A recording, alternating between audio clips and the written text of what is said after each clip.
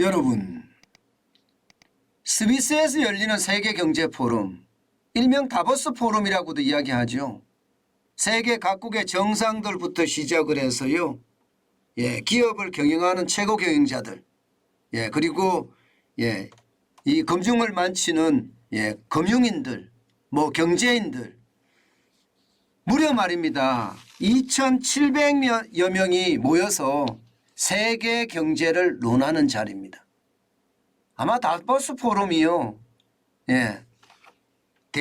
대한민국뿐만 아니라 전 세계에서요. 가장 큰 경제 포럼이라고 이야기할 수가 있습니다. 윤석열 대통령도 참여를 하거든요. 세계 정상만 52명 참석을 하니까 이게 얼마나 큰 포럼인지 아마 여러분들 짐작하시죠. 바로 이 세계 경제 포럼에서 말입니다. 2,700명 이 분들의 이야기를 정리를 좀 했습니다. 그중에서도 정부, 기업, 시민사회 전문가 약 1,200명을 뽑아서 말입니다. 설문조사를 했는데 이 설문조사에서 충격적인 이야기가 나왔습니다. 뭐냐? 세계 단기 위험이 바로 생활비 위기다 하는 이야기입니다. 아마 여러분들에게 제가 이 말씀 많이 드렸을 거예요. 생활비 위기다. 이것을 바꾸어 표현하면요. 소득이 줄어든다는 이야기죠. 소득이 줄어들면 어떻게 될까요? 부채 못 갚겠죠. 그러면 부채 폭발이 일어난다. 이 말입니다. 결국은요. 결국은 말입니다. 세계에서 가장 권위 있는 경제 포럼에서 단기적으로 가장 큰 위기는 생활비 위기, 즉 부채가 폭발할 위험이다. 이렇게 이야기하고 있는 겁니다. 저는 이 이야기가 굉장히 의미심장하다고 생각을 합니다. 생활비 위기라는 그 자체가 말입니다. 경제 전체가 특히 실물 경제가 붕괴한다는 이야기거든요. 저는 이 이야기 속에서 말입니다. 그동안 제가 여러분들에게 계속 말씀드려왔던 실물 경제의 위기가 시작이 됐다 이 말을 대변한다고 생각합니다. 문제는요.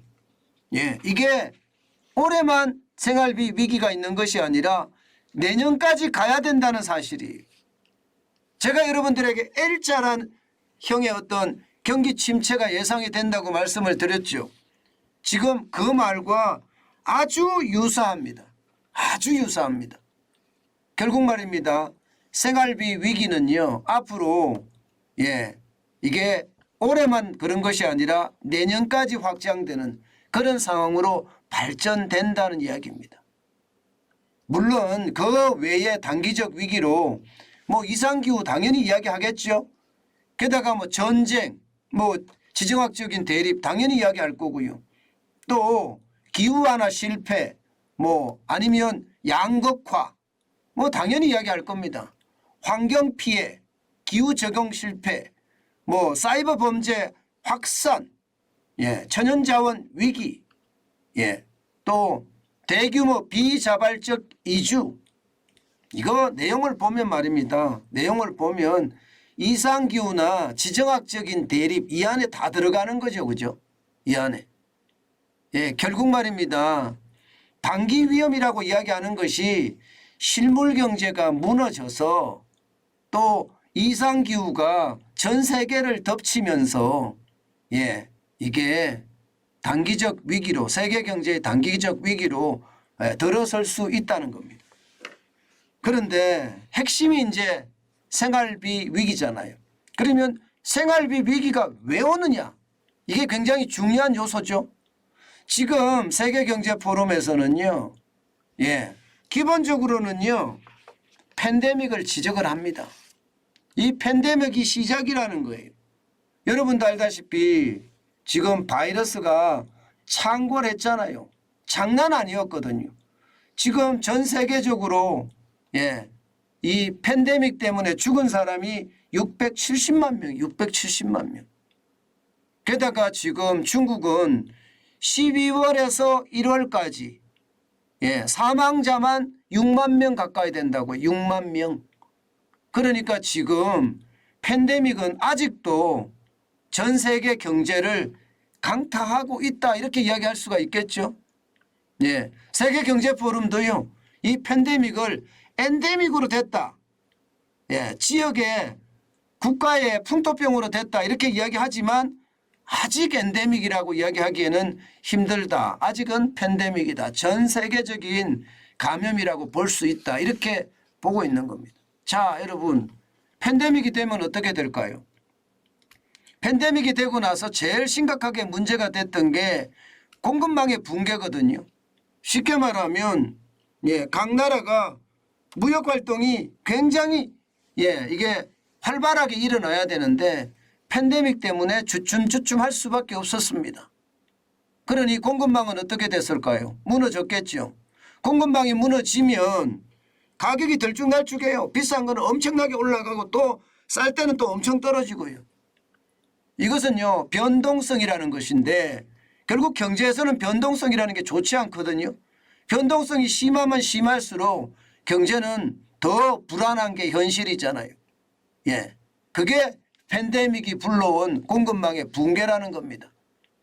여기에다가 전쟁은 또 어떻고요?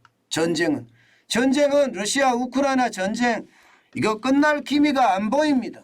다시 지금 러시아가 반격을 해서 이게 도네츠크 주에 솔레다르라는 도시를 지금 탈환했다 이런 얘기까지 나옵니다. 결국 일진일퇴를 계속 반복하고 있죠.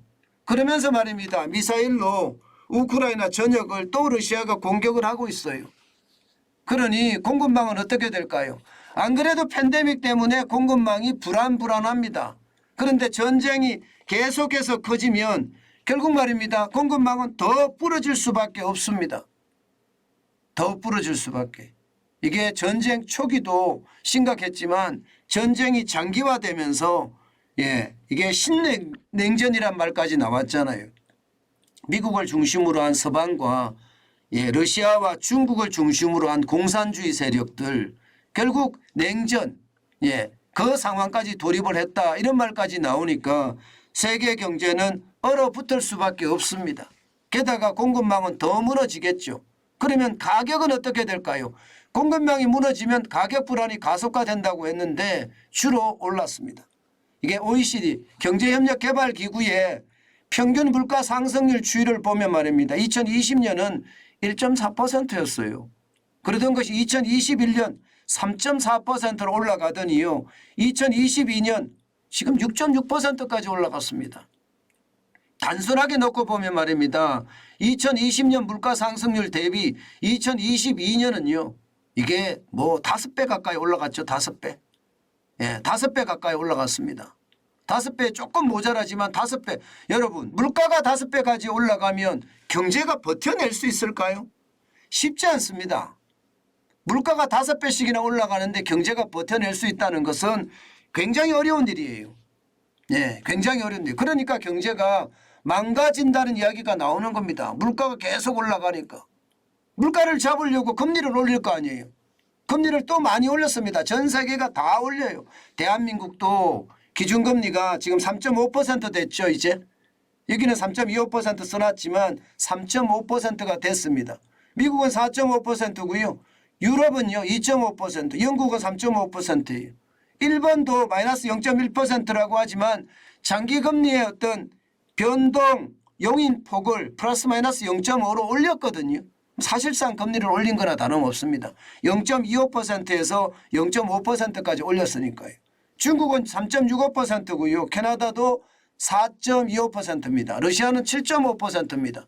이렇게 되면 여러분들이 생각하시기에도 이게 물가 올라가는 걸 잡자고 금리까지 올려요. 그러면 실물 경제는 어떻게 될까요? 실물 경제는. 뭐 이런 표현을 진짜 죄송한 표현이긴 한데요. 개박살 납니다. 실제 세계은행에서는요. 개박살 난다고 표현을 했습니다. 올해 경제성장률 전망치를 1.7%로 낮췄거든요. 1.7%로. 예, 3%의 성장률이 1.7%까지 떨어진다고 했으니까 장난 아니죠. 결국 말입니다. 코로나19의 팬데믹, 전쟁, 그로 인한 물가 상승, 그리고 금리 인상, 이것이 저성장, 저투자를 가지고 와서요, 세계 경제가 점점 위기로 몰아간다. 뭐 이렇게 이야기할 수가 있는 겁니다. 그러니 세계 경제 포럼에서는요, 향후 2년을 생활비 위기라 이렇게 정의한 것도 어쩌면 당연합니다. 어쩌면 당연합니다. 그러면 여러분, 향후 2년이라고 했습니다. 저는 여기에 방점이 있다고 생각을 합니다. 제가 여러분들에게 말씀드렸던 L자형 침체, 이게 경기 침체가 오래 간다는 것은 여러분, 경제적 고통이 그만큼 크다는 거예요. 지금 경제적 고통이 굉장히 클 수 있다는 이야기를 하고 있는 거잖아요. 이게 V자 반등이라고 해서 한꺼번에 확 떨어졌다가 회복하는, 우리가 IMF 외환위기 때 V자 반등이었죠. 글로벌 금융위기 때도 V자 반등이었습니다. 코로나19의 위기 때도 마찬가지예요. 3월에 아주 많이 떨어졌다가 4월, 5월, 6월 되면서 확 반등하는 그런 모습을 보였거든요. 그런데 지금 앞으로 경제는 그렇지 못하다는 것, 이것은 어떻게 생각하면 여러분 그만큼 충격이 될 수 있다, 이런 얘기입니다. 경제는요, 낮은 성장률로 오래 갈 때 그 고통의 끝은 처절합니다. 진짜 그 처절한 상황이 앞으로 계속될 수 있다. 이것이 현재까지의 지금 전망입니다. 그만큼 상황이 좋지 않다는 이야기. 여러분, 제가 L자형 경제 고통이 길게 간다는 표현 여러 번 쓰고 있는데요. 그에 대한 우리의 대비책은요, 분명한 것은 현금을 쌓아가는 겁니다. 이게 가장 중요한 대비책입니다. 저도 마찬가지로 현금을 쌓으려고 굉장히 노력하고 있습니다. 그것이 위기를 기회로 바꿀 수 있는 계기가 되니까요.